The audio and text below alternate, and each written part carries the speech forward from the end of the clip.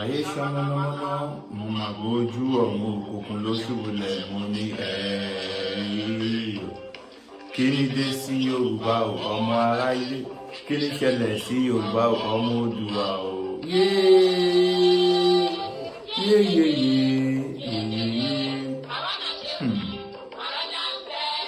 Yorùbá ń fira wọn nítorí owó, Yorùbá ń jíra wọn lẹ́sẹ̀ nítorí ipò. Wọ́n gbẹ́bí fáláre, wọ́n gbẹ́bí fẹ́lẹ́bí, ọgbọ́n wọn tí ọgbọ́n gbogbo wọn lórí ọ̀rẹ́, ọgbọ́n náà ló tún bá wọn.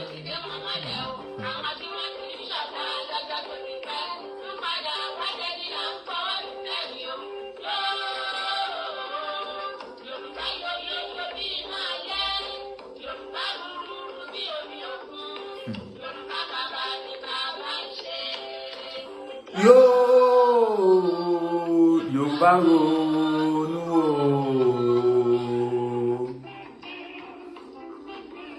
Ẹ jọ̀ọ́ ẹ bá a ṣí ẹ láìvì yìí, ẹ bá a ṣí ẹ láìvì yìí.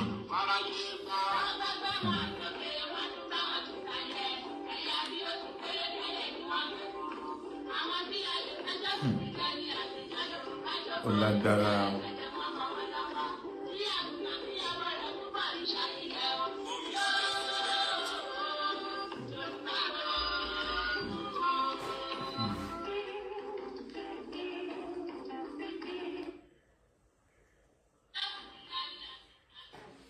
Mo kí gbogbo ojú tó ń wò mí, mo kí ń káàbọ̀ síkànnì Oòduà Voice Global TV. Bayo Black lórúkọ tèmi, mo kí ń káàbọ̀ sórí ètò yín, ètò wa bó ṣe ń lọ. Gbogbo ẹ̀yin èèyàn mi náà lẹ mọ̀ wípé eléyìí ó ti kọjá ìròyìn, kò sẹ́ni tí ò mọ bó ṣe ń lọ ní ilẹ̀ Yorùbá wípé àwọn àgbà bọ̀ wọ́n ní ojú tó ń pa, wọ́n ní ikú tó ń pa ojúgbà ẹni, wọ́n ní òwe ló ń pa fúnni. Gbogbo inú igbó ilẹ̀ Yorùbá ó ti di igbó àìwọ̀ báyìí. Ọlọ́mọ ò máa mọ́. Kí ló ń ṣẹlẹ̀? Wọ́n ń jínigbé lọ́tùn, wọ́n ń jínigbé lósìn. Àwọn èèyàn kan tẹ̀ ń sọ wípé kí ni nǹkan tí Chief Dr. Sunday Igboho ń ṣe lórí ìjínigbé tó ṣẹlẹ̀ ní ìlú Ìbàdàn. Tá bá ní pé ká wo ṣẹ́ rí ètò wa, ètò talẹ́ yìí àjọ máa jọ ṣe ni o. Kí ni mo sọ fún yín? Àjọ máa jọ ṣe kí ni? Àtèmi àti yín lájọ máa ṣe. Ẹ̀yin náà ẹ ó ní àǹfààní láti pè wá wọlé sórí nọ́mbà tá pin sí under comment section yẹn. So ẹ pè wá wọlé, kí ni èròǹgbà ti yín, kí ni ẹ rò wípé ó yẹ kí ìjọba ṣe láti fi gbé, kí lẹ rò pé ó yẹ kí ìjọba ṣe láti fi gba àwọn tí wọ́n wà ní ọwọ́ báńdíìtì. Ṣé kí ìjọba ṣe negotiation pẹ̀lú wọn ni, kí wọ́n fi dóòlà ẹ̀mí wọn,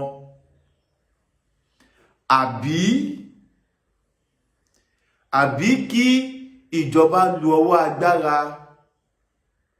Tí ẹ ò bá gbàgbé pé nínú ọ̀sẹ̀ tí a wà nínú ẹ̀ yìí, òun náà ni fọ́nrán kan tún jáde tó trend káàkiri gbogbo orí ẹ̀rọ ayélujára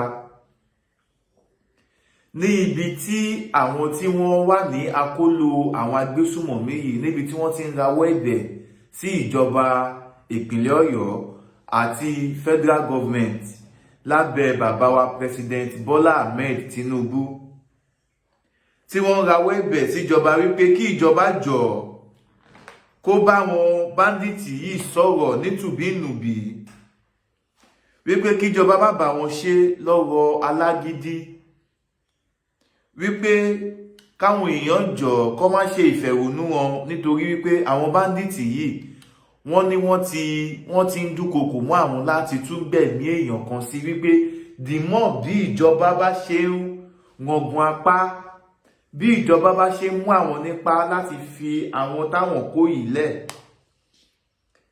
eke láti fi àwọn táwọn kó lẹ́yìn ní tipátipá, pé tí ìjọba bá mú àwọn ní tipátipá, àwọn máa ṣe kí ni? Àwọn máa gbẹ̀mí lọ́rùn àwọn táwọn kó wá. Ẹ̀yin ará ilé, gbogbo ẹ̀yin tẹ́ ń wò wá mo kí pojú tẹ́ fi wò mí ò ní fọ́ bẹ́ẹ̀ náà ni etí tẹ́ fi ń gbọ́ mi etí náà ò ní di láṣẹ Ọlọ́run ọba.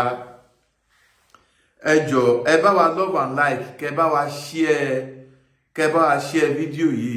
Ẹ̀yin náà ẹ láǹfààní láti pè wá wọlé, ẹ pè wá sórí WhatsApp, ẹ má pè direct call lórí nọ́mbà tá fẹ́ pè yìí, ẹ pè wá sí WhatsApp direct. Ẹ jẹ́ ká mọ opinion ti yín, ọ̀nà wo lẹ fẹ́ kí ìjọba gbé gbà. Ẹ pè sórí ètò lórí +234 8141123573 lẹ́ẹ̀kan sí +234 8141123573 ní orí WhatsApp. Ẹ jẹ́ ká mọ opinion ti yín, ẹ̀yin náà ẹ bá wa dá sí lábẹ́ bí ẹ ti ṣe ń pè wá wọlé yẹn láti bá wa dá sí ètò. Ẹ jẹ́ ká gbọ́rọ̀ tí Chief Dr. Sunday Aládìsá Adéyẹmọ Ìgbòho Òòṣà, ẹ jẹ́ ká gbọ́ nǹkan tí wọ́n sọ. Gẹ́gẹ́ bí ẹ̀yin èèyàn wa ti ṣe mọ̀ wípé Chief Dr. Sunday Ìgbòho ti launch security kan. Wọ́n pe orúkọ security yẹn ní Ìró Ẹkùn. Chief Dr. Sunday Ìgbòho dẹ̀ ní pé tí ìjọba bá fún àwọn ní àṣẹ, wọ́n ní àwọn ṣetán láti wọ inú igbó tó àwọn Fúlàní yìí lọ, àmọ́ ó wá ní àwọn wá gba kọ́ lọ́wọ́ àwọn tí wọ́n lẹ́nu lọ́rọ̀ àwọn ọ̀gá lẹ́nu iṣẹ́ ètò ààbò lórílẹ̀‐èdè Nàìjíríà wa yìí. Kí ni ohun tí wọ́n bá wọn sọ? Ǹjẹ́ ṣé wọ́n fún Chief Dr. Sunday Igboho ní go ahead láti lọ kojú àwọn báńdíìtì yìí, àbí wọn ò fún Chief Dr. Sunday Igboho ní go ahead? Ẹ jẹ́ ká jọ gbọ́rọ̀ lẹ́nu Chief Dr. Sunday Igboho. Ẹ má gbàgbé pé ẹ láǹfààní láti pè wá wọlé o.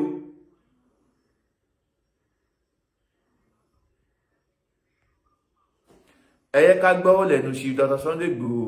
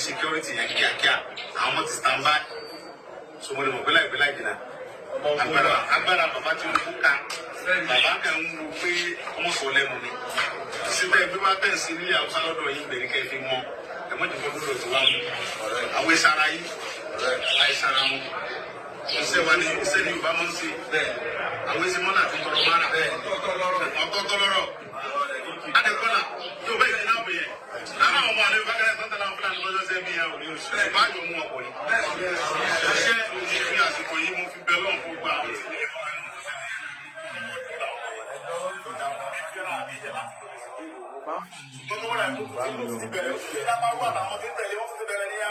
ọlọ́run olùkọ́ sọ bẹ́ẹ̀ àbí pèsè ìbẹ̀rẹ̀ wọ́n sọ bẹ́ẹ̀ àbí pèsè àbí ìlú àwọn kájí káwọn tó bàbá mi Olúgbọ́n ní àwọn tó ìfarabalẹ̀ ọ̀rọ̀ mi bẹ̀ sún bàbá ńgbà tó fẹ́ pọ̀ tí mo pe bàbá Olúgbọ́n tó lórí bàbá yẹn mo sá pe bàbá yẹn bàbá yẹn mọ̀ kàn bẹ́ẹ̀ sẹ́ níṣẹ́ ìṣẹ́jú mọ̀ gbà Olúgbọ́n tí bàbá yẹn tẹ́sí báyìí wọ́n lè ṣiṣẹ́ kọ́ra wọn ṣe mítìn lánàá pẹ̀lú gómìnà ẹ̀ṣẹ̀ mítìn tó pẹ́pẹ́ òun náà tó parí mítìn pẹ̀lú gómìnà lánàá wọ́n á ní gómìnà sọ pé àwọn ọ̀fẹ́ kákẹ́lẹ́ tó wọn mú owó yẹn lákàmọ́ olúgbò kiri lọ́jọ́ pé àdémọ́bi tó wà káàkùn mọ̀sánmọ́ yẹn lẹ́sìn ṣùgbọ́n ká jẹ́ kí wọ́n dìkẹ́tì bíi tí wọ́n tó sí kí wọ́n káwọ́ bá ti fẹ́ rìnrìn yẹn.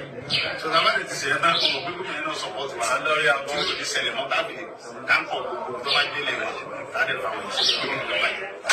tó gómìnà ti bọ́ ti yóò sì fi àwọn ọmọ yá àti yá rẹ̀ lẹ̀ tọ́rọ́ lọ́wọ́ wọn dùn pẹ̀lú àwọn náà lọ.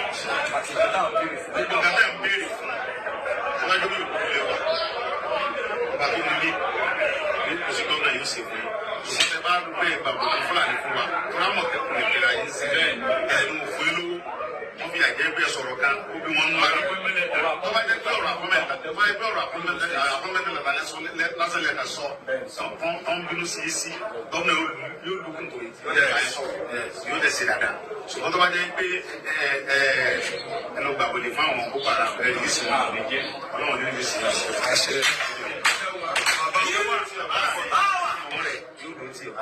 gómìnà ló fi mọ̀mọ́ rẹ̀ láìpẹ́ mo máa wá bá mi gé dáàdì mi wọ́n ti fi mọ́ mi ilé àti dáàdì mi ó sì máa rí sí láìpẹ́ torí mo mọ gómìnà yẹn yé dáadáa ní orí máa ń bá kalẹ̀ orí máa ń listing mo fi ọlọ́run búra pé màá dábàá fi tó enílé tọ́sí by Monday gómìnà rẹ̀ ni yóò ṣiṣẹ́ lórí ọ̀rọ̀ yẹn fún ọmọ dára ọ̀rẹ́ mo máa tó ní jẹ́rẹ̀rẹ̀ àwọn lọ́ọ̀yà mi ni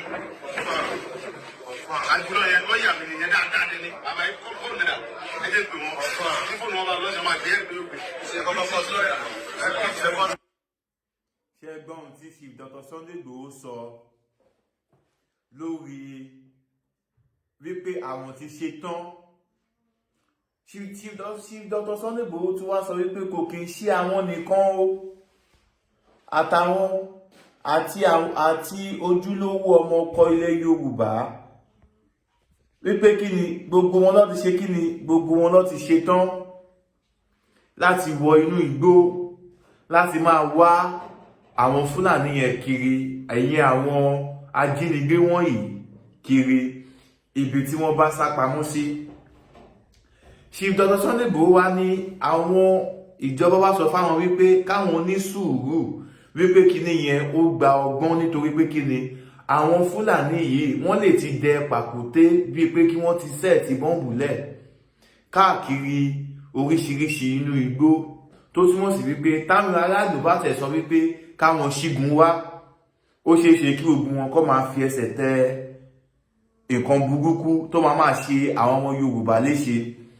So fún ìdí èyí ó wá sọ fún Chief Dr. Sunday Igboho pé kí bàbá yìí kí wọ́n ṣe sùúrù o wípé tásìkò bá ti tó àwọn ọjọ́ máa jọ ṣe iṣẹ́ yẹn papọ̀ pẹ̀lú ìfọwọ́sowọ́pọ̀ ni tí ẹ ò bá gbàgbé tá a bá wo àwọn ètò àwọn ẹ̀ṣọ́ elétò ààbò wa bí àwọn ọlọ́pàá àwọn civil defence àwọn army àwọn DSS ìgbà míì gan pàápàá tí iṣẹ́ bá gbomi tí iṣẹ́ bá dójú ẹ̀ ó máa tún ké sí àwọn external security tó jẹ́ private security bí àwọn vigilante bí àwọn OPC ọjọ́ máa jọ ń ṣiṣẹ́ papọ̀ níwọ̀n ìgbà tó bá ti já sí wípé lórí ètò ààbò ìlú ni ọ̀rọ̀ tó bá ti já sí wípé lórí ètò ààbò ìlú ṣó yẹ kí a pínra wa yẹ́lẹyẹ̀lẹ ṣó yẹ káwa kan máa sọ wípé àwa kan ti Sunday Igboho àwa kan ti Gani Adams àwa kan tàmọ̀tẹ́kùn àwa kan ti gbá àwa kan tàwo ṣó yẹ ká máa sọ bẹ́ẹ̀ àbí kí gbogbo wa ká ṣera wa lóṣùṣù ọwọ̀ ẹ wo iye ọdún tí Chief Dr. Sunday Igboho ti ń pariwo lórí security ilẹ̀ Yorùbá ẹ wo iye years tí ààrẹ ọ̀nà kakanfò ilẹ̀ Yorùbá Ìbà Gani Adams tí wọ́n ti ń raise alarm wípé àwọn pípù yìí ti ń wọlé sí ilẹ̀ Yorùbá wọ́n ti ń gbá research kí ìjọba wó àwọn ní agbára láti tètè kọjú ìjà sí wọn kó tó di wípé wọ́n máa bẹ̀rẹ̀ sí ní máa gbé àwọn ọmọ Yorùbá ní kànkan. Láti bí ọdún méjì sẹ́yìn lààrẹ ti ń pariwo eléyìí o. Ẹ wo iye ọdún tí Chief Dr. Sunday Igboho náà ti ń pariwo ẹ̀ àti àwọn ọmọ ọkọ ilẹ̀ Yorùbá káàkiri. Bó tiẹ̀ wulẹ̀ jẹ́ wípé àwọn elétò ààbò wa ń gbìyànjú àmọ́ omi pọ̀ jọkà lọ. Ẹ yẹ kí n dọ́dọ̀ bá mi Prophet Ṣólóyè Táíwò, bàbá orí òkè àṣẹ àti agbára. Tí n bá padà dé, màá ṣe kí ni? Màá tún wá gbé yín débẹ̀. Ẹ wo bí ẹ̀yin ọmọ Yorùbá, ẹ má sùn, ẹ má ṣe kí ni? Ẹ má ṣe kí ni? Ẹ má sùn o. Ó ń bọ̀ àwọn láńdẹ́ẹ̀dẹ̀ o. Torí ẹnìkọ́ nítorí ọ̀la ni tí gbogbo wa bá ń sọ wípé kò kàn wá. Ó má lè kan ẹni tó kàn ẹ́. Torí ẹ̀ la fi sọ wípé kẹyẹ kí gbogbo wa, ẹ yẹ kí a jọ fi ìmọ̀ ṣọ̀kan. Ẹ̀mí Olúwa rán mi sí gbogbo ẹ̀yin tẹ́ ẹ ti gbàdúrà, ẹ ti gbààwẹ̀, ẹ ti lórí òkè, ẹ ti pe àfáà, ẹ ti pe babaláwo, ẹ ti pe wòlíì, ṣùgbọ́n síbẹ̀ tí ò sí ọ̀nà àbáyọ. Nígbà tí mo wá ọjọ́ Olúwa wípé Olúwa, kí ló dé tí ọ̀pọ̀lọpọ̀ àwọn èèyàn, kí ló dé tó jẹ́ pé wọ́n ń gbìyànjú ṣùgbọ́n wọ́n ń complain pé kò sí ọ̀nà àbáyọ. Olúwa wá sọ fún mi pé ṣé mi ò mọ̀ pé ogun kan wà tó jẹ́ ogun tó ń ja àwọn aláìlágbára. Màmá, ogun tó ń jà ọ́ torí pòròpó lágbára lórí ayé rẹ̀, lórí ọmọ ni, lórí iṣẹ́ ni, lórí ìlú tó wà, lórí ìrìn àjò, lórí ìdáwọ́lé, gbogbo ogun tó ń jà yẹn nítorí pé ó rí pé ò ní agbára. Lórúkọ Jésù, iná Olúwa máa run ogun yẹn dànù. Ọ̀nà tí kò lè gbà láti rẹ ogun náà ni pé ká fi àdúrà wó ogun yẹn palẹ̀. Màmá, kí ni tó ń ṣẹlẹ̀ tẹ́ fi sọ pé ó ti sú yín? Bàbá, kí ló dé tẹ́ fi sọ pé ó ti sú yín? Ẹ má sọ pé ó sú yín sà. Mo máa ń sọ níbi gbogbo tí n bá dé wípé ọjọ́ tí èèyàn bá ló ti sú òun, èèyàn ti fógun láàyè láti borí ẹni bẹ́ẹ̀ ni. Ó, mo gbàdúrà lórúkọ Jésù, ogun ò ní borí yín. Ẹ̀mí Olúwa ní kẹjá jọ gbàdúrà torí pé àsìkò ìtúsílẹ̀ yín ti tó, torí pé àsìkò ọ̀nà àbáyọ yín rèé. Kí làṣírí ogun tó ń jà yín? Kí làṣírí ogun tẹ́ ń dojúkọ? Kí làṣírí ogun tẹ́ ń là kọjá? Ẹjá jọ fàdúrà wádìí ẹ̀, ká dẹ̀ fi àdúrà ká fi ja ogun yẹn ní àjàṣẹ́gun. Ó líkàríbà sóńdà líkàpáríbà ṣáìdáyà. Olúwa dẹ̀ sọ fún mi pé ẹnìkan gbọ́ mi lọ́wọ́lọ́wọ́. Olúwa ní lóòótọ́ ó ti gbìyànjú tó, ṣùgbọ́n ó ti sọ. Olúwa sọ pé àsìkò ìtúsílẹ̀ yẹn rèé. Kìkì wípé kẹ́kọ̀ọ́ gbé ìgbésẹ̀ kan. Kí ni ìgbésẹ̀ tẹ́ máa gbé? Òun náà ni pé kẹ́ ẹ pè mí, ẹjá jọ gbàdúrà. Ẹ̀rọ ìbánisọ̀rọ̀ tẹ́ fi máa pè mí, ó ní +234 7025475427. Bẹ́ẹ̀ ni tẹlifóònù nọ́mbà Prophet Ṣólóyè Táíwò, òun náà ni wọ́n ti pè yẹn. Kò sí nǹkan tí agbára àdúrà ò ká o, kò sí ohun tádùúrà ò lè ṣe. So gbogbo ẹ̀yin ọmọlẹ́yìn Kristi tí ẹ nífẹ̀ẹ́ sí àdúrà tẹ́lẹ̀ nígbàgbọ́ pé àdúrà lè ṣe ohun gbogbo, ẹ kàn sí Prophet Ṣólóyè Táíwò, bàbá orí òkè àṣẹ àti agbára ìtúsílẹ̀ ní Olódó ní ìpínlẹ̀ Ọ̀yọ́. Fún gbogbo ẹ̀yin tẹ́lẹ̀ ń wẹ̀, má gbàgbé pé àǹfààní náà wà fún ẹ̀yin náà láti gbé ìpolówó ọjà yín tàbí ìkéde wá sí ìkànnì wa Odùduwà Voice Global TV. Gẹ́gẹ́ bí a ti ṣe ń bá ọ̀rọ̀ náà bọ̀, torí ẹni bá lọ báyìí òun náà ni ó bá kú. Àwa ò dẹ̀ ní bá kú o, láṣẹ Elédùmarè. Gbogbo àwọn ọmọ àti olùkọ́ tí wọ́n wà ní àràmọ́ àwọn agbésùmọ̀mí yìí, ní agbára Ọlọ́run á fi ọwọ́ tọ́ wọn lọ́kàn, wọn á yọ̀ǹda wọn ní tùbínùbí. Àmọ́ ọ̀nà wo ni kíjọba gbé gbà? Ẹ jẹ́ ká gbọ́ opinion ti yín. Ẹ pè wá wọlé, ẹ pè sórí ètò, ẹ pè wá lórí WhatsApp, kẹ bá wa sọ̀rọ̀, kẹ dá sí ètò yìí live and direct.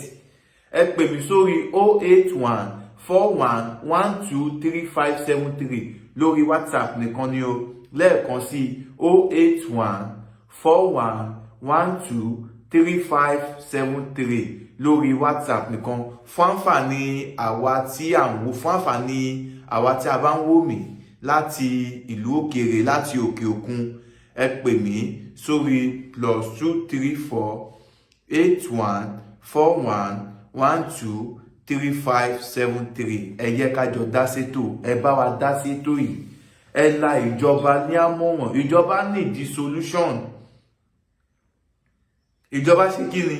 Ìjọba ń fẹ́ solution. Ọ̀nà owó gan ni wọ́n lè gbà láti fi gba àwọn ọmọ àti olùkọ́ tí wọ́n gbé lẹ́yìn, because gẹ́gẹ́ bí ohun tí àwọn kan sọ pé ohun tó bá fi lè mú kí ìjọba ìpínlẹ̀ Ọ̀yọ́ kó fún àwọn ará bí yẹn lówó láti gba àwọn ọmọ yìí sílẹ̀, wọ́n ní ṣé àwọn ará bí yìí ṣé wọn ò ní tẹ́bà tí eléyìí, ṣé wọn ò ní rí gẹ́gẹ́ bí opportunity láti máa fi ṣiṣẹ́ ní ìpínlẹ̀ Ọ̀yọ́. Tẹ́bà dẹ́gbàgbé gómìnà tẹ́lẹ̀rí ní ìpínlẹ̀ Èkìtì, ìyẹn ọ̀jọ̀gbọ́n Ayọ̀délé Fáyọ̀ṣe, àwọn sọ nínú ọ̀rọ̀ tí wọ́n ní ìṣẹ̀lẹ̀ tó ṣẹlẹ̀ ní Ọ̀yọ́ state yìí, wọ́n ní ó lè, wọ́n sọ allegedly, wọ́n ní ó lè jẹ́ pé ìjọba ìpínlẹ̀ Ọ̀yọ́ ló wà níbẹ̀ láti fi tàbùkù ìṣèjọba President Bola Ahmed Tinubu. Ẹ̀yin aráalé, kí ni ohun tí ẹ rí sí eléyìí? Ṣẹ́yìn rò wípé ọ̀rọ̀ tí gómìnà àná nípínlẹ̀ Èkìtì Ayọ̀délé Fáyọ̀ṣe, ọ̀rọ̀ tí wọ́n sọ yìí, ṣẹ́yìn rò wípé bó ṣe rí nìyẹn, àbí ẹ̀yin rò wípé gọ́vnà Ayọ̀délé Fáyọ̀ṣe ń sọ èyí láti wá ojú rere President Bola Ahmed Tinubu?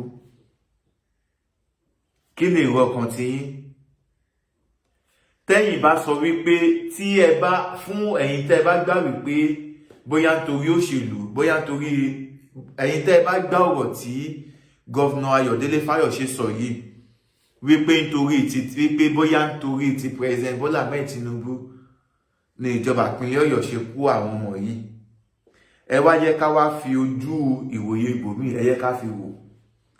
Lótìtọ́ ó fojú hàn gedegbe pé PDP state ní Ọ̀yọ́ state, torí gọ́vnà wọn tó wà níbẹ̀ lọ́wọ́lọ́wọ́ báyìí, ìyẹn ẹnjìníà Olúṣèyí Mákindé, PDP ni wọ́n fi wọlé, bó tẹ̀ lè jẹ́ wípé wọ́n ti ń díje du ipò ààrẹ ní ọ̀ndà ẹgbẹ́ òṣèlú Accord. Ó ti ń contest fún presidency ní ọ̀ndà Accord kẹ̀ APM, Oríyọmí Hamzat Ọ̀yọ́nkíọ̀, àwọn ni wọ́n ní Accord, àwọn ni wọ́n wà l'Accord. Gọ́vnà Olúṣèyí Mákindé wọ́n wà ní ẹgbẹ́ òṣèlú APM lọ́wọ́lọ́wọ́ báyìí tí wọ́n ń díje du ipò ààrẹ. Ọ̀rọ̀ tí gọ́vnà Ayọ̀délé Fáyọ̀ṣe wá sọ yìí, ṣé ẹ rò pé bó ṣe rí nìyẹn? Ẹ jẹ́ ká gbọ́ èrò ọkàn tiyín lọ́ndà comment section, torí gẹ́gẹ́ bí èèyàn ti ṣe mọ gbajúgbajà, ṣé ká sọ wípé public analysis, human rights activist, bó tẹ̀ ò lè jẹ́ wípé ó disclaim láti pé òun ní activist, ṣùgbọ́n gbogbo ẹni bá ti ń jà fún ẹ̀tọ́ ọmọ ènìyàn, ajàfẹ́tọ̀ ọmọ ènìyàn, òun náà ni a máa pe irú ẹni bẹ́ẹ̀. Very Dark Man ti jáde láti wá criticize ọ̀rọ̀ tí gọ́vnà Ayọ̀délé Fáyọ̀ṣe tí wọ́n sọ. Wọ́n ti criticize ẹ̀, bẹ́ẹ̀ náà dẹ̀ ní ìjọba ìpínlẹ̀ Ọ̀yọ́, àwọn náà ti ṣe kí ni? Wọ́n ti debunk ọ̀rọ̀ tí gọ́vnà Ayọ̀délé Fáyọ̀ṣe tí wọ́n sọ. Àwọn náà ti ṣe kí ni? Ìpínlẹ̀ Ọ̀yọ́ ti declare ọ̀rọ̀ yẹn pé ọ̀rọ̀ yóò rí bẹ́ẹ̀ o, pé ìjọba ìpínlẹ̀ Ọ̀yọ́ ò mọwọ́ mẹsẹ̀ lórí ọ̀rọ̀ náà. So mo fẹ́ try láti gbé fọ́nrán Ààrẹ Ọ̀nà Kakanfò ilẹ̀ Yorùbá níbi tí wọ́n ti ń sọ̀rọ̀ lórí bí àwọn ṣe kọ lẹ́tà sí gbogbo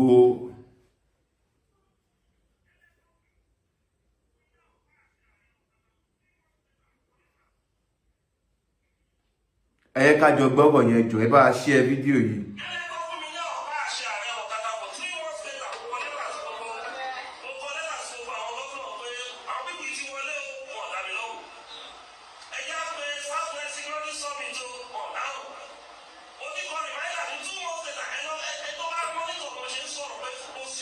ṣé ń gbọ́ Ààrẹ Ọ̀nà Kakanfò ló ń sọ̀rọ̀ yẹn o.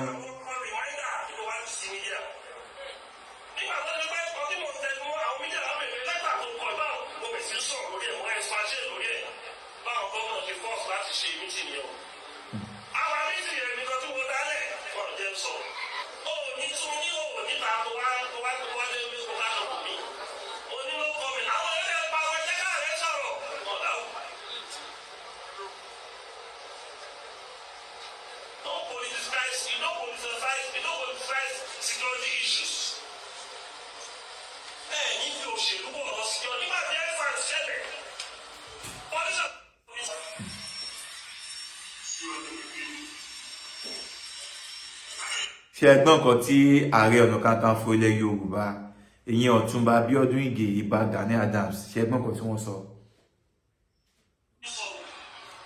ẹ tún ọ̀rọ̀ yẹn gbọ́.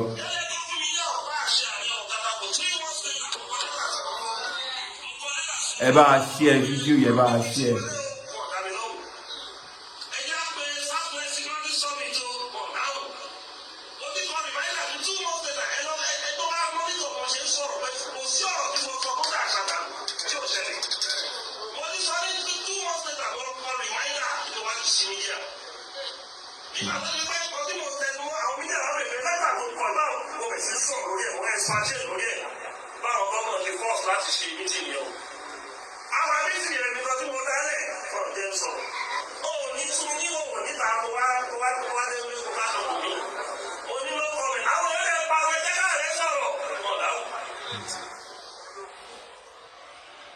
ṣe rí i pé àti ààrẹ àti Chief Dr. Sunday Igboho àwọn méjèèjì ni wọ́n ń gbìyànjú lórí ọ̀rọ̀ ètò ààbò ilẹ̀ Yorùbá àmọ́ omi pọ̀jọ́ ká lọ.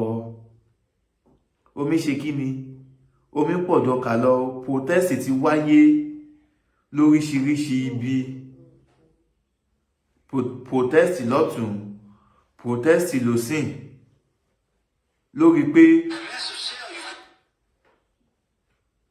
protest lọ́tún, protest lósìn ni ọ̀rọ̀ gbogbo kò ń ṣe lórí alábàárùn, lórí ọ̀rọ̀ àwọn agbésùmọ̀mí náà ni. Kí Ọlọ́run ọba àlékiọlá kí ó ṣàánú fún wa. K'Ọlọ́run ṣàánú fún wa. K'Ọlọ́run ṣàánú fún wa. Mo fẹ́ gbìyànjú láti gbé comrade kan wá sí orí ètò. So yẹ kí n ṣẹ́ẹ̀kì wọn bóyá ó ṣì wà ní inú ilé agbára pẹ̀lú wa níbí báyìí. So kẹ́yìn náà kẹ́ lè láǹfààní láti gbọ́ ọ̀rọ̀ lẹ́nu wọn. Nítorí pé ẹ̀yin náà ẹ ti mọ ètò tiwa níkànnì Odùduwà Voice Global TV wípé ètò yìí kì í ṣe ètò tiwa nìkan, ètò wa ètò yín ni. Ẹ̀yin náà ẹ dá sí, ẹ pè wá wọlé. Kí ni opinion tiyín? Kí ni èrò ọkàn tiyín? Kí ni nǹkan tẹ́yin rò wípé ìjọba lè ṣe tí àwọn agbésùnmọ̀mí yìí tí wọ́n fi máa lè tètè yọ̀ǹda àwọn ọmọ wa wọ̀nyí? Nítorí pé kí ni ikú tó ń pa ojúgbà ẹni, òwe ńlá ló ń pa fún ni o. Ikú tó ń ṣe kí ni? Ikú tó ń pa ojúgbà ẹni, òwe ló pa fún ni o. Ẹ má yẹ kí a tanra wa. Ilẹ̀ Yorùbá kò ní bàjẹ́ o. Odùduwà á gbè wá o láṣẹ Ọlọ́run ọba mi. Lábẹ́ bá ti ṣe ń retí ìpè yẹn, ẹ jẹ́ ká tún dọ́dọ̀ Prophet Ṣólóyè Táíwò lẹ́ẹ̀kan sí i.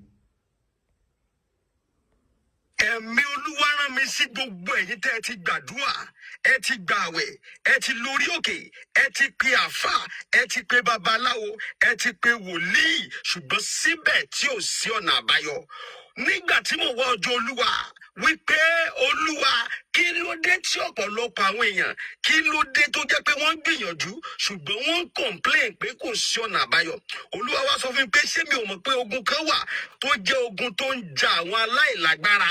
Màmá, ogun tó ń jà ọ́ torí pòròpó lágbára lórí ayé rẹ̀, lórí ọmọ ni, lórí iṣẹ́ ni, lórí ìlú tó wà, lórí ìrìn àjò, lórí ìdáwọ́lé, gbogbo ogun tó ń jà yẹn nítorí pé ó rí pé ò ní agbára. Lórúkọ Jésù, iná Olúwa máa run ogun yẹn dànù. Ọ̀nà tí kò lè gbà láti rẹ ogun náà ni pé ká fi àdúrà wó ogun yẹn palẹ̀. Màmá, kí ni tó ń ṣẹlẹ̀ tẹ́ fi sọ pé ó ti sú yín? Bàbá, kí ló dé tẹ́ fi sọ pé ó ti sú yín? Ẹ má sọ pé ó sú yín sà. Mo máa ń sọ níbi gbogbo tí n bá dé wípé ọjọ́ tí èèyàn bá ló ti sú òun, èèyàn ti fógun láàyè láti borí ẹni bẹ́ẹ̀ ni. Ó, mo gbàdúrà lórúkọ Jésù, ogun ò ní borí yín. Ẹ̀mí Olúwa ní kẹjá jọ gbàdúrà torí pé àsìkò ìtúsílẹ̀ yín ti tó, torí pé àsìkò ọ̀nà àbáyọ yín rèé. Kí làṣírí ogun tó ń jà yín? Kí làṣírí ogun tẹ̀ ń dojúkọ? Kí làṣírí ogun tẹ̀ ń là kọjá? Ẹjá jọ fàdúrà wádìí ẹ̀, ká dẹ̀ fi àdúrà ká fi ja ogun yẹn ní àjàṣẹ́gun. Ó líkàríbà sóńdà líkàpáríbà sáìdáyà. Olúwa dà sọ fún mi pé ẹnìkan gbọ́ mi lọ́wọ́lọ́wọ́. Olúwa ní lóòótọ́ ó ti gbìyànjú tó ṣùgbọ́n ó ti sọ. Olúwa sọ pé àsìkò ìtúsílẹ̀ yẹn rèé. Kìkì wípé kẹ́kọ̀ọ́ gbé ìgbésẹ̀ kan. Kí ni ìgbésẹ̀ tẹ́ máa gbé? Òun náà ni pé kẹ́ pè mí. Ẹjá jọ gbàdúrà. Ẹ̀rọ ìbánisọ̀rọ̀ tẹ́ fi máa pè mí. Ó ní +234 70 25 47 54 27. Ẹ̀mí Olúwa rán mi sí gbogbo ẹ̀yin tẹ́ ẹ ti gbàdúrà, ẹ ti gbààwẹ̀, ẹ ti lórí òkè, ẹ ti pe àfà, ẹ ti pe babaláwo, ẹ ti pe wòlíì, ṣùgbọ́n síbẹ̀ tí ò sí ọ̀nà àbáyọ. Nígbà tí mo wá ọjọ́ Olúwa wípé Olúwa, kí ló dé tí ọ̀pọ̀lọpọ̀ àwọn èèyàn kí ló dé tó jẹ́ pé wọ́n ń gbìyànjú ṣùgbọ́n wọ́n ń complain pé kò sí ọ̀nà àbáyọ. Olúwa wá sọ fún mi pé ṣé mi ò mọ̀ pé ogun kan wà tó jẹ́ ogun tó ń ja àwọn aláìlágbára. Màmá, ogun tó ń jà ọ́ torí pòròpó lágbára lórí ayé rẹ̀, lórí ọmọ ni, lórí iṣẹ́ ni, lórí ìlú tó wà, lórí ìrìn àjò, lórí ìdáwọ́lé, gbogbo ogun tó ń jà yẹn nítorí pé ó rí pé ò ní agbára. Lórúkọ Jésù, iná Olúwa máa run ogun yẹn dànù. Ọ̀nà tí kò lè gbà láti rẹ ogun náà ni pé ká fi àdúrà wó ogun yẹn palẹ̀. Màmá, kí ni tó ń ṣẹlẹ̀ tẹ́ fi sọ pé ó ti sú yín? Bàbá, kí ló dé tẹ́ fi sọ pé ó ti sú yín? Ẹ má sọ pé ó sú yín sà. Mo máa ń sọ níbi gbogbo tí n bá dé wípé ọjọ́ tí èèyàn bá ló ti sú òun, èèyàn ti fógun láàyè láti borí ẹni bẹ́ẹ̀ ni. Ó, mo gbàdúrà lórúkọ Jésù, ogun ò ní borí yín. Ẹ̀mí Olúwa ní kẹjá jọ gbàdúrà torí pé àsìkò ìtúsílẹ̀ yín ti tó, torí pé àsìkò ọ̀nà àbáyọ yín rèé. Kí làṣírí ogun tó ń jà yín? Kí làṣírí ogun tẹ̀ ń dojúkọ? Kí làṣírí ogun tẹ̀ ń là kọjá? Ẹjá jọ fàdúrà wádìí ẹ̀, ká dẹ̀ fi àdúrà ká fi ja ogun yẹn ní àjàṣẹ́gun. Ó líkàríbà sóńdà líkàpáríbà sáìdáyà. Olúwa dà sọ fún mi pé ẹnìkan gbọ́ mi lọ́wọ́lọ́wọ́. Olúwa ní lóòótọ́ ó ti gbìyànjú tó ṣùgbọ́n ó ti sọ. Olúwa sọ pé àsìkò ìtúsílẹ̀ yẹn rèé. Kìkì wípé kẹ́kọ̀ọ́ gbé ìgbésẹ̀ kan. Kí ni ìgbésẹ̀ tẹ́ máa gbé? Òun náà ni pé kẹ́ pè mí. Ẹjá jọ gbàdúrà. Ẹ̀rọ ìbánisọ̀rọ̀ tẹ́ fi máa pè mí. Ó ní +234 70 25 47 54 27. Ọ̀rọ̀ náà lè gbọ́ lẹ́nu bá mi Prophet Soloye Taiwo. Ẹ yẹ ká tún gbọ́rọ̀ lẹ́nu Chief Dr. Sunday Igboho lẹ́ẹ̀kan sí i. Ẹ yẹ ká gbọ́ ohun tí wọ́n sọ, ìlérí tí wọ́n ṣe fún gbogbo ọmọ Yorùbá lórí ìkọlù àwọn báńdíìtì yìí. Ẹ yẹ ká gbọ́ ohun tí wọ́n sọ.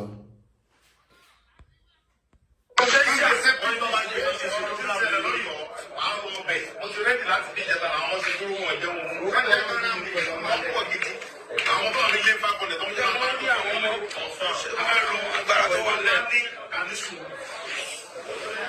Àwọn òwe fún ní ọjọ́ ìgbà kẹ́kẹ́ ní mọ̀ ní òwe tó sọ fún mi yẹn. Wọ́n ní wáyà wọ́n ṣe wọ́n yẹ káwọn àrùn wọn nínú pé èèyàn wà ó.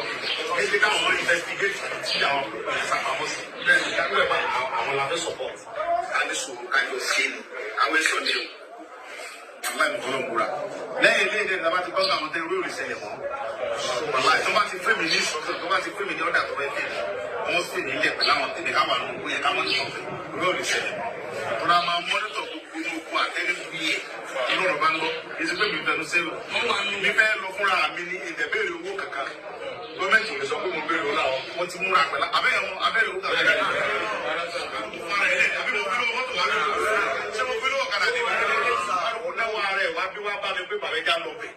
wọ́n dẹ̀ ní pé mò ń pè mo dẹ̀ ń pè bá àwọn bàbá wa àwọn náà ń pè gọ́ọ̀mẹ̀ntì wọ́n ní ká ní sùúrù pé àwọn fúlàní yẹn yin àwọn kankan àwọn fẹ́ kọjá pé àwọn lọ wọ́n mọ̀ fi kéde bọ́ọ̀mù yẹn sàwọn yẹn lẹ́sìn káfàrà balẹ̀ káwọn investigate in fact ọ̀gá àwọn DSS ṣe tra àwọn ọ̀gá àwọn DSS ṣe tra kan gán wọ́n ń pè wá wọ́n mọ́nítọ̀ wa ó sọ pé káwọn sàmán láyé sí ó dẹ̀ mọ́nítọ̀ bẹ́ẹ̀ láwọn ìlànà tó dá táwọn ẹ̀ máa ti pè é tó wà láìpẹ́ láìpẹ́ mọ̀ bí táwọn ọmọ ẹ̀ wà ọlọ́run kọ́ lè bá a dáàbò lódò làwọn ìlú ohun tẹ́lẹ̀ náà ń kíra àti kẹsì ẹ̀ tètè fún alágbára lórí security yẹn kíákíá àwọn ọmọ ti stand by. àtúntò pọ̀ wọ́n ń pè bàbá olúmọ pé olúmọ bàbá yẹn mo sá ń pè bàbá yẹn bàbá yẹn mọ̀ kàn bẹ́ẹ̀ fẹ́ níṣẹ́ ìṣẹ́jú mọ̀ bàbá olúmọ tí bàbá yẹn tẹ́sí báyìí wọ́n lè ṣiṣẹ́ kọ́ra wọn ṣe mítì lánàá ìlú gọ́ọ̀mọ̀ ẹsẹ mi ti tó pẹpẹ òun náà tó parí bí tẹmí ìlú ọmọ ìlànà wọn ní gómìnà sọ pé àwọn ọ̀fẹ́ kákẹ́ni mọ ọmọ ogun yìí kákẹ́ mọ ogun kiri tó jẹ́ pé àdémọ̀ tó wà kákẹ́ mọ sàmọ yẹn lẹ́sìn ṣùgbọ́n kájẹ́ kí wọ́n detect bit wọ́n tó sí wọ́n káwọ́ bá ti fẹ́ rìnrìn yẹn so tàbátẹ̀ ti sèyàn dáńkọ̀ mọ̀ pé gómìnà náà support wa lórí àbọ̀ tó ti ṣẹlẹ̀ mọ́ tábì dáńkọ̀ gbogbo tó bá délé rẹ̀ láti fà wọn ìṣẹ̀lẹ̀ gómìnà ti gbọ́ ti yóò sì fi àwọn ọmọ yá àti yá rẹ̀ lẹ̀ ọ̀rọ̀ lọ́wọ́ ọ̀rọ̀ náà lẹ gbọ́ látẹnu Chief Dr. Sunday Aládìsá Adéyẹmọ Ìgbòho Òòṣà gbogbo ẹ̀yọmọ Yorùbá tẹ́ ń gbọ́ mi kílẹ̀ Yorùbá tá a bá fẹ́ kó dáa kò ń ṣe nǹkan tá a lè dàdá ìjọba nìkan o àgbáríjọwọ́ àkójọpọ̀wọ́ gbogbo wa ohun la lè fi gbára wa lẹ́lòkó ẹrú àwọn bandit ẹ̀yin náà ẹ̀ ṣáre ìgbà tí mo bẹ̀rẹ̀ program ṣẹ́ni tí ń ṣe mí ẹ wo ipò tí mo wà báyìí ipò òtútù ti mú mi gan mo ti ń gbọ̀n nítorí pé fọ́nrán kan ni wọ́n tún sẹ́ndì sí mi báyìí mo rí bá àwọn bandit bó ṣe ń ṣe àwọn ọmọ Yorùbá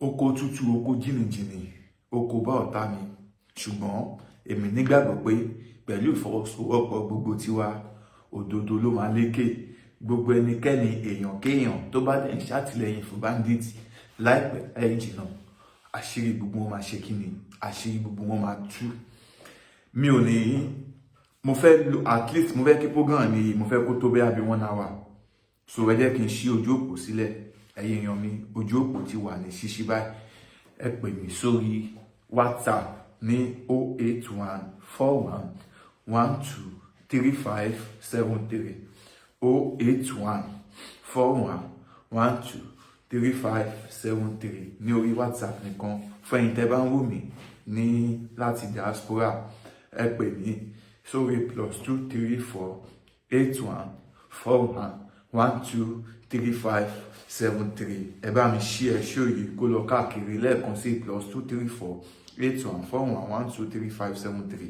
ẹ má dẹ̀ gbàgbé pé ẹ láǹfààní láti tún gbé ìpolówó ọjà yín wá sí ìkànnì yìí opinion ti yín ó má ta o ṣé ẹ mọ̀ wípé nǹkan tẹ́ ẹ bá sọ òun ni gọ́vnà Ṣèyí Mákindé máa ṣe ìdí rèé tí kò ṣe gbọ́dọ̀ sí ẹnìkan tó máa gbé ẹnu ara ẹ̀ dákẹ́ a gbọ́dọ̀ ṣe kí ni a gbọ́dọ̀ jọ fi ọwọ́ sowọ́pọ̀ ni ìfẹ̀hónúhàn ó ti ń lọ káàkiri ó ṣẹlẹ̀ lọ́yọ́ state in fact ní Ògùn state tí wọ́n ń bì báyìí ó tún ṣẹlẹ̀ lónìí olónìí tí mo bá yín sọ̀rọ̀ yìí àwọn kan ṣe ṣàbẹ̀wò sí governor's office tí wọ́n sì fi ẹ̀hónú hàn lọ sí orí state secretariat ó ní nǹkan tí wọ́n lọ bá àwọn aṣojú ìjọba sọ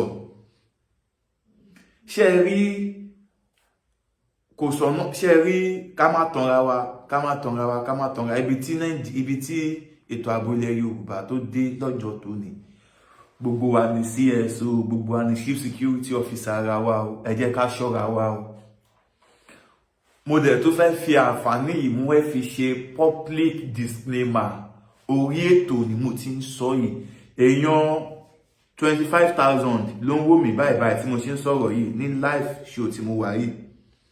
Ẹnikẹ́ni èèyàn kéèyàn kò sí bó ti lè wù kó ṣe súnmọ́ mi tó, má fi mí parọ́ tó bá ń jáde o. Ibi tó bá ń lọ ni kó sọ fáwọn mọ̀lẹ́bí ẹ o. Má wá máa lọ sókè ṣòkòrì kó wá dágbére pò ń lọ sọ́dọ̀ Bayo Black. Irọ́ o.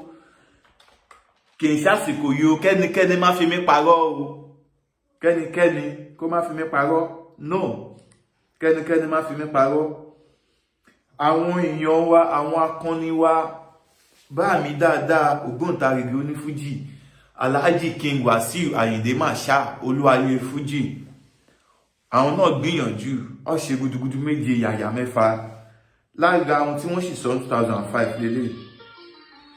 Ẹ jẹ́ ká jọ farabalẹ̀ gbọ́. Ó lágbára Olúwayé Fújì.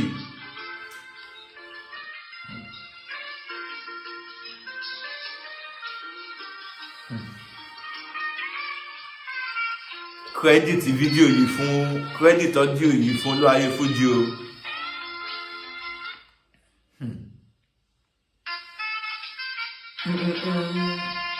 Ṣé láti 2005 lélẹ̀ 2005.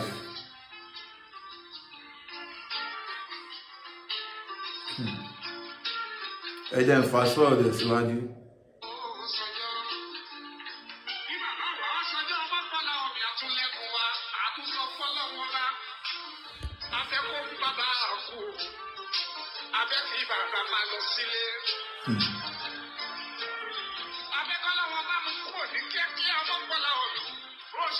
Bẹ́ẹ̀ni afẹ́kọ́nà ọmọọrọ̀ bandit kúrò ní ilẹ̀ Yorùbá ní Nàìjíríà lápapọ̀. A fẹ́ gbúrò bandit mọ́ o.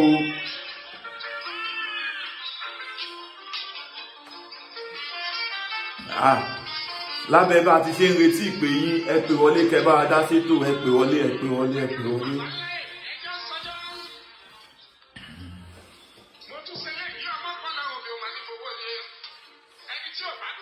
Kí n dọ́dọ̀ Professor Taiwo. Ẹ jẹ́ n sáré dọ́dọ̀ Professor Taiwo ẹjọ́.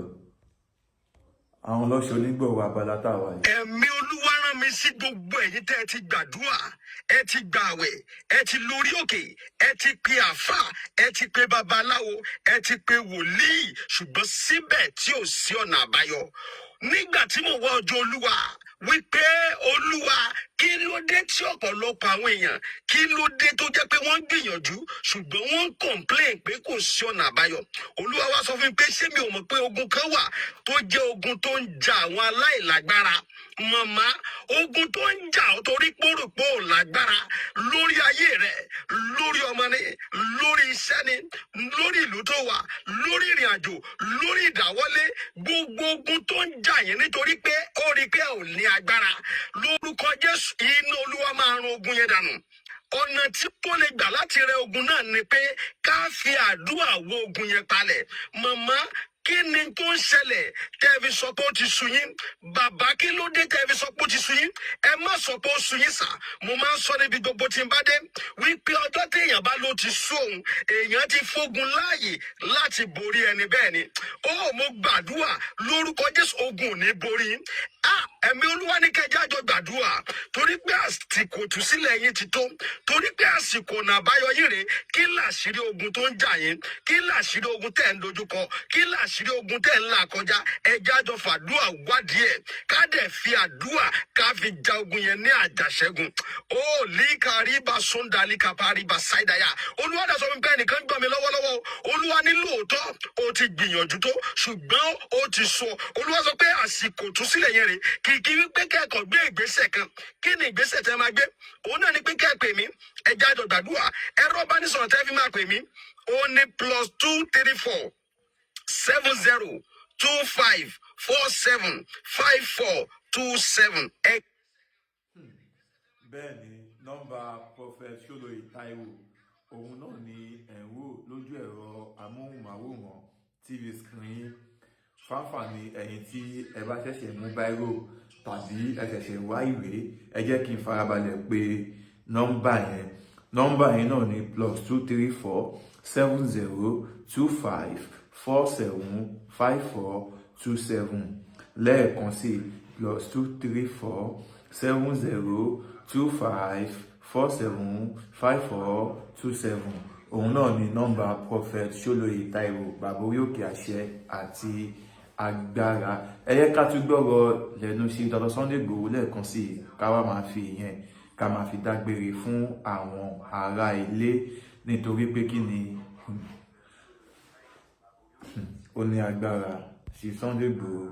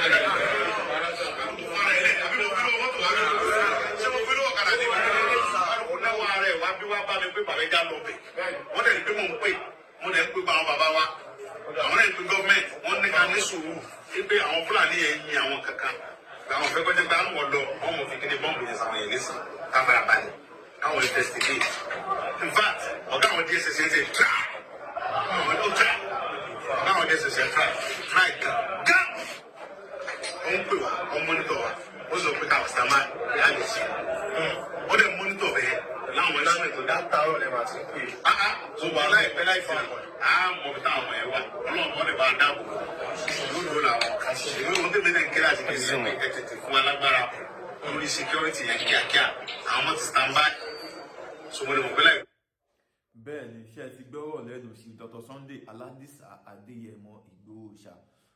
Chief Sunday Igboho kì í ṣèyàn tó máa sọ̀rọ̀ tọ́gọ̀ yẹn bá ti jábọ́ ó pin síbẹ̀. No, Chief Sunday Igboho is a man of his word. Tẹ́ bá ń gbọ́ action pọ̀ bí ògògò Chief Dr. Sunday Igboho ló ń jẹ́ bẹ́ẹ̀ o. So gbogbo àwọn ọmọ Yorùbá nílé lóko káàkiri lẹ́yìn odi ẹ jẹ́ ká dìde àtìlẹ́yìn fún gbogbo àwọn adarí wa ní ilẹ̀ Yorùbá lórí ìṣọ̀kan lórí security torí pé kí ni ká má tanra wa àdúgbò wa gọ́vnà ò bá wa gbé bẹ́ẹ̀ o kọmíṣánná ò bá wa gbé bẹ́ẹ̀ o táwa náà bá ti kẹ́fìn àwọn kan tá a mọ̀ pé àwọn eléyìí ọ̀hún ṣará àdúgbò ojú wọn ó jọ ojú àjèjì ẹ jẹ́ ká tètè ké gbàjarè ẹ jẹ́ ká tètè raise alarm. Bayo Black lórúkọ tèmi lẹ́ẹ̀kan sí èmi ní tí ń tòótọ́ mo kí n pojú tẹ fi ń wò ó nìfọ́ bẹ́ẹ̀ náà ní tí tẹ fi ń gbọ́ wa etí náà ní èdè láṣẹ Elédùmarè. Ṣe rí ọ̀rọ̀ àmọ̀ràn tèmi lónìí òun náà ní wípé ẹ jẹ́ ká lọ jáwọ́ nínú láti máa pín ìròyìn òfegè ẹ yé share fake news o ó wà very very important because lásìkò yìí ẹni tó bá ń share fake news ẹni yìí ò ràn security ilẹ̀ Yorùbá ẹni yìí ò ràn lọ́wọ́ o gbogbo ẹni bá ń share fake news nírú àsìkò yìí ẹni yìí ò ràn security ilẹ̀ Yorùbá lọ́wọ́. Ìgbà táwọn elétò ààbò àwọn DSS lóríṣiríṣi àwọn army àwọn soldiers tí wọ́n ń ṣiṣẹ́ tọ̀sán tòru tí wọ́n ò sùn lórí pé báwo ni wọ́n ṣe fẹ́ mú àwọn ajínigbé wọ̀nyí tẹ́yìn kan wá ló ń share fake news sí ẹ̀ mọ̀ pé fake news ti yín tẹ́yìn share yẹn ẹ fi ń distract àwọn tó yẹ kí wọ́n track tó bá wá padà wá track yín tó wá mú yín ẹ máa pariwo ìjọba ò rí bandit mú ẹ̀yin ni ìjọba wá mú lórí pé ẹ̀kọ́ post nǹkan ẹ jọ̀ọ́ ní abẹ́ òfin ignorance is not an excuse. Kò dẹ̀ sẹ́ni tí òfin ò lè mú. Ṣé ń gbọ́? Ọ̀rọ̀ àmọ̀ràn tèmi òun leléyìí o. Bayo Black lórúkọ tèmi lẹ́ẹ̀kan sí. Ẹ jẹ́ kí n mẹ́nu dúró níbí báyìí. Ẹ tún pàdé mi níjọ́ mi ọjọ́ rí. A ó máa bẹ̀rẹ̀ níbẹ̀ ṣù àtẹ́lẹsẹ̀ a sì máa bẹ̀ náà wò. Gbogbo ẹni bá ní a máa bọ̀ òun náà la ò ní dé bá láṣẹ Elédùmarè. Ó dán ní kọ́ọ̀tì bò kò bá kú wọ́n kọ́ọ̀tì bò ní ẹni bá ní kémi lọ kémi ò má bọ̀ kí wọ́n kọ́ọ̀tì bò irú ẹni bẹ́ẹ̀. Gbogbo ojú tó ń wò mí bí ẹ ti ń rí owó tẹ fi ń ra dẹ́tà àgbà náà ò ní wọbẹ̀ ire o.